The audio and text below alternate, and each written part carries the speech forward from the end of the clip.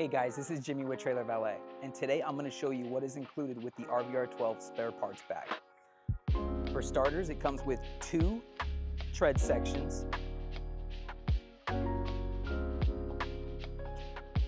2 tread rod pins, which as you can see in the unit, would go in right through here, connecting the tread itself.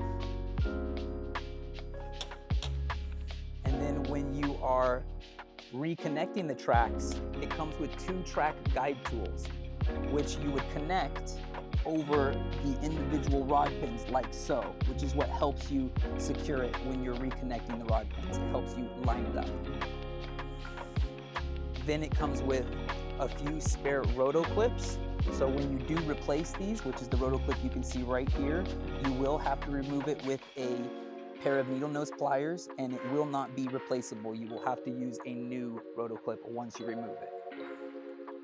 When removing that, once you put a new roto clip on, it will come with a roto clip guide. The roto clip will sit on the center of the top, as you can see here, where it is funneled down. And then once it's resting on this guide, you're going to push it up against the rod and literally just push the roto clip in, and it will connect over the little track of the rod pin.